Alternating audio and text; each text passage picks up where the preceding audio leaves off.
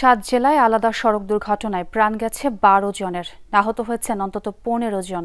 এর মধ্যে সুনামগঞ্জে পর্যটকবাহী বাস খাদে পড়ে নিহত হয়েছেন মা মেয়ে, আহত হয়েছেন অন্তত 10 জন। আহতদের বিভিন্ন হাসপাতালে চিকিৎসা দেয়া হচ্ছে। যান্ত্রিক জীবন থেকে দূরে প্রকৃতির সান্নিধ্য পেতে দল বেঁধে বেরিয়েছিলেন সবাই, কিন্তু আনন্দযাত্রা মুহূর্তেই পরিণত হয় বিষাদে। ঢাকা থেকে সপরিবারে টাঙ্গর হাওরে বেড়াতে যাচ্ছিলেন বাংলাদেশ কেমিক্যাল ইন্ডাস্ট্রিজ কর্পোরেশন লিমিটেডের কর্মকর্তারা। সেজুতি ট্রাভেলসের বাসটি সুনামগঞ্জের শান্তিগঞ্জ উপজেলার পাগলা বাজার পৌঁছালে নিয়ন্ত্রণ হারিয়ে খাদে পড়ে যায়। আজকে ঢাকায় বাস অ্যাক্সিডেন্টে 2 জন মানুষ জায়গায় মারা গেছে, আরো 30-40 জন মানুষ আহত হয়েছে। 40 থেকে 45 জন মানুষ, 2 জন জায়গায় মারা যায়।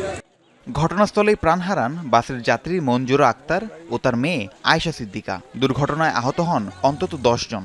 খবর পেয়ে ঘটনাস্থলে গিয়ে দুর্ঘটনা কবলিত বাসটি উদ্ধার করে ফায়ার সার্ভিস ও পুলিশ। আহতদের নেওয়া হয় হাসপাতালে।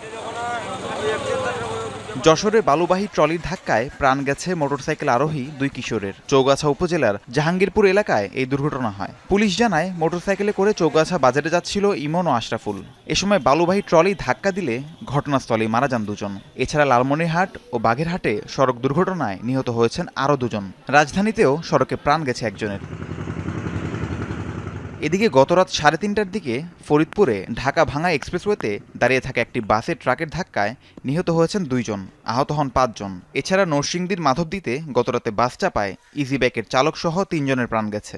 রায়নাদি এলাকায় ঢাকা সিলেট মহাসড়কে হয় এই দুর্ঘটনা। রাহিম সারোয়ার, যমুনা নিউজ।